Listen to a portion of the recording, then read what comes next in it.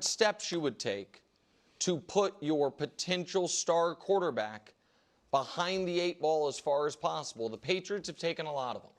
His first year, they paired him with a rookie head coach, defensive head coach, no less, and then fired the head coach after 1 year, cleaned out the coaching staff, but didn't do what most teams do, which is, okay, now we're going to get a quarterback whisperer type. They doubled down on defense. Now, I like Vrabel. You know that I think you don't think Josh McDaniels is a savvy offensive mind? No, I think that there is we've talked about this before, and I think you agree with me, that when you don't have an offensive-minded head coach, you run the risk that your quarterback is going to go through the offensive coordinator musical chairs. Because if it doesn't work, you fire the offensive coordinator, and if it does work, the offensive coordinator gets a head coaching job. McDaniels has had 2 chances. Yeah, is he getting another shot? Yeah, I think that does make sense traditionally. I don't know if that's holds here, but maybe not. But certainly the original coaching thing, not ideal. You also, his rookie year, gave him, as you said, horrific offensive line and no real weapons. And I think going into this year, they didn't really make major moves to address either one. And we can look at where they spent their money. They spent their money on offense. Diggs is the big ticket item. On defense, there's a bunch of big ticket items. When you look at the other quarterbacks, Brew, that are from his draft class or around it, Caleb has DJ, Rome Odunze, second-round pick Luther Burden, the Colston Loveland first-round pick, and 3 new offensive linemen. Jaden already had McLaurin. They added Debo. They traded for Tunsil. Penix has Bijan and London and Pitts and Mooney. JJ has JJ and Jordan Addison and TJ Hawkinson. Like, all those other guys are being set up to succeed. I give Wilds a hard time. I like Drake Maye. I think he is in the worst position of any quarterback from his draft class by a lot. And I think this is certainly not helpful. Well, look, I agree with some of what you said. I think I'm fine with Diggs. As long as he wasn't doing anything illegal on the boat, he's an NFL player in his offseason, hanging out and partying. Whether it's not necessarily what I would do, my lifestyle, but hey, this is the NFL. You got players that hang out and kick it, all right? And as far as, I would be more concerned about his diva-like activities during the game. Is he going to go off on Drake Maye on the sidelines if he's not getting the ball? Now, he was great. He was fine last year in Houston with CJ. So I presume at this stage of his career, knowing he wants more money down the line, he'll be a good soldier on the field. And the bottom line is Drake Maye is going to have to learn to deal with diva receivers anyway. Well, not necessarily. Well, but a lot of teams have that. That would be nice. And you have issues, so you might come up against that at different points in your career. Look, they did what they could. I mean, I think getting Diggs and Mac Hollins does strengthen your receiving core. It's not a great, very good receiving room, but I think I don't know if it's the best they could have done, but I think it does improve them in that receiving room.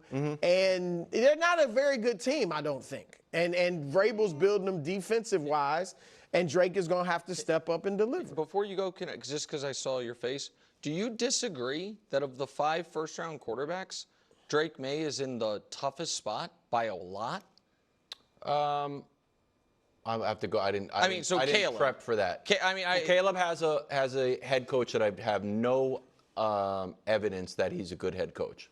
Sure, so that's one, and I actually certainly got more personnel. But they certainly have given him more weapons and more help. Definitely have more weapons, but I would take the coaching. I would rather have Vrabel and Josh McDaniels, which I have a proof of concept of, than having a brand new coordinator. So yeah, but Caleb has a bunch of weapons. Sure. Jaden's already proved that he's successful. And to me, I don't know. J.J. McCarthy, I've yet to see him take an NFL snap. I don't know how. No, but that's a different thing. But I know, but I'm kind of putting it all in the same boat. But J.J. McCarthy, if he's not good, we're going to know that's him, right? Because we know that team's got awesome weapons. We know that coach works, all that. My point, this is a defense of Drake, a preemptive defense of Drake. Drake's the quarterback that I think could be bad this year and it not be his fault. See, I think I think that it's hard for him to be bad. Why? So that because he was okay last year. You saw flashes. Caleb was in a better situation than him last year. Yes. Yeah, but I'm almost take the whole everybody's rookie year.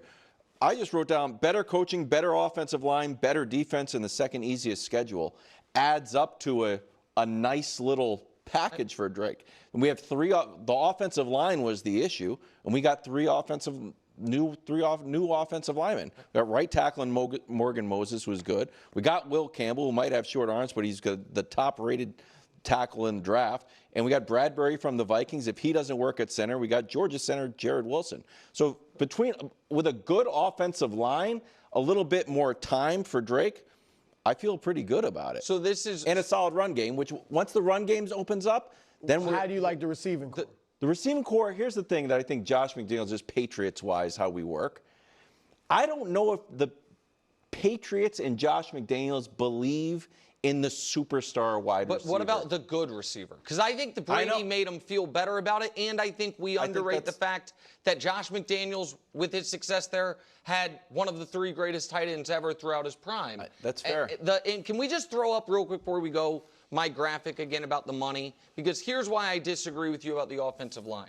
Listen, I like Will Campbell, poke fun at the arms or whatever. I think that's a smart pick. In today's NFL, if your center can be had in free agency for $4 million a year, he is not considered an impact player. If your right tackle can be had for $10 million or so guaranteed, he is not considered an impact player. So I know they sign new guys, but those guys, the market says those guys are not viewed as guaranteed starters across the league, or they're not available for that money. That's what concerns me. It's not what the Bears did. You traded a pick and then extended Joe Thuney, and those are real question marks. And then a rookie left tackle, I think will be good, but is still a rookie left tackle. He'll be pretty good. I don't think there's any doubt that he's going to be. I think he's going to be good, but I think even good guys as rookies have growing pains. Particularly guys can't reach anybody.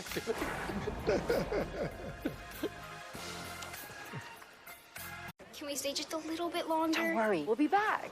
I can't believe they're leaving.